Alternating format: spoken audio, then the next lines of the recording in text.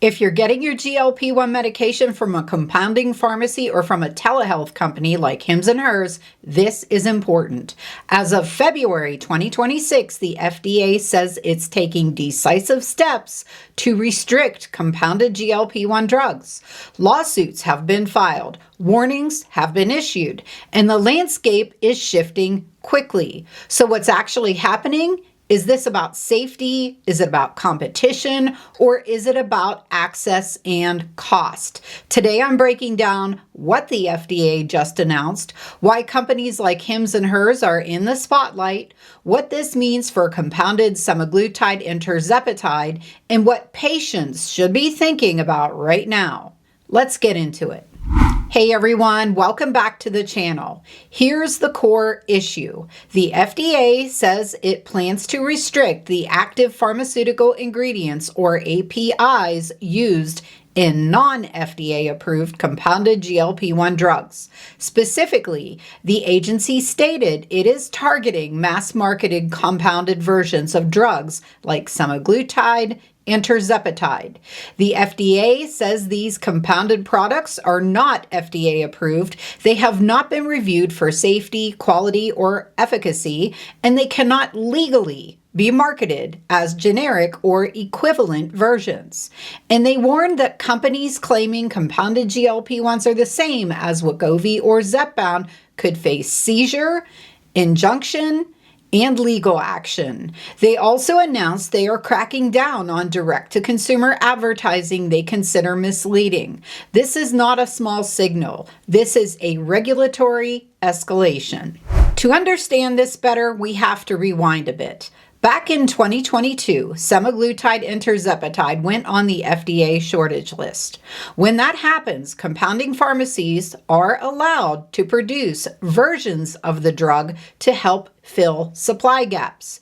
There are two main types: 503A pharmacies, which are small batch, patient-specific prescriptions, and 503B pharmacies, which are outsourcing facilities, larger scale production, sometimes without individual prescriptions. But here's what changed. Tirzepatide was removed from the shortage list in December of 2024. Semaglutide was removed in February of 2025. Once a drug is no longer officially in shortage, the legal basis for mass compounding weakens.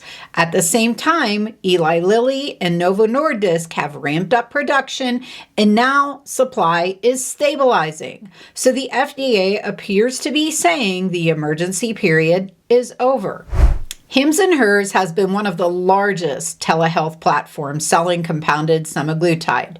They even announced plans to launch a compounded oral GLP-1 pill, but the FDA issued its restriction notice.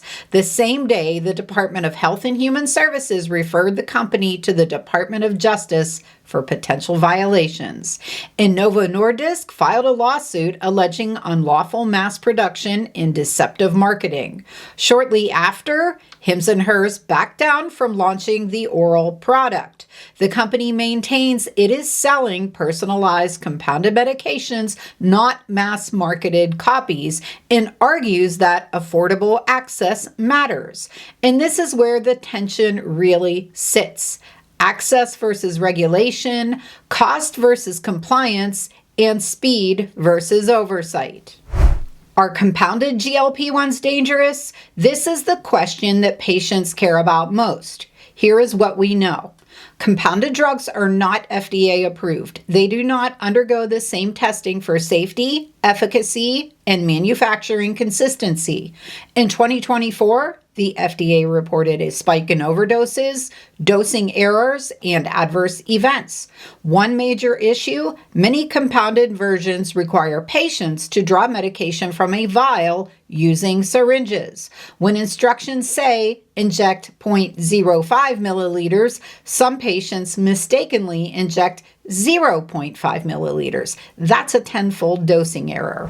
There are also concerns about imported active ingredients, facilities that may not be fully inspected, and additives like B vitamins or levocarnitine that have limited evidence.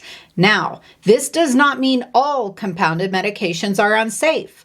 Some 503A pharmacies operate with excellent quality control, but the variability is real, and that's part of what the FDA is reacting to. Here's where it gets complicated. Compounded GLP-1s often cost $49 to $200 per month.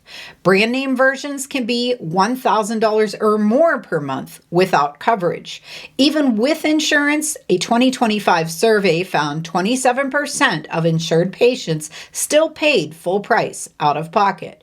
So if compounded versions would disappear entirely, what does that mean? Some experts warn patients who cannot afford branded drugs may lose access entirely.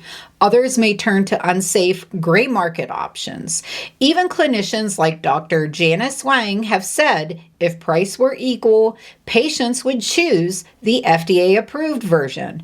But accessibility is the real issue, and that's the policy tension regulators are facing. So what happens next? Right now, the FDA is signaling stricter enforcement. Legal battles are ongoing.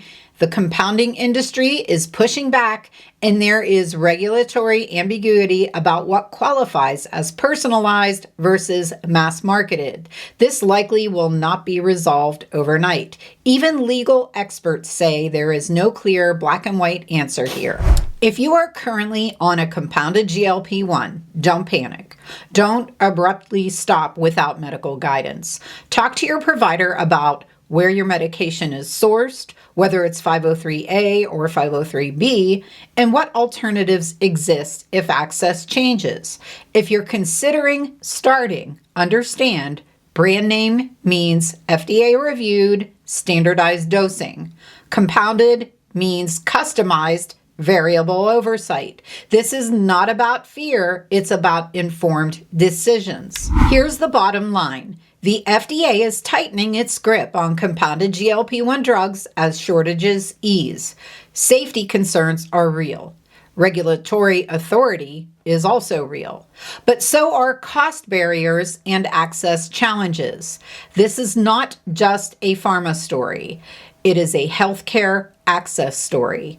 And the next year will likely reshape how GLP-1 treatment is delivered in the US.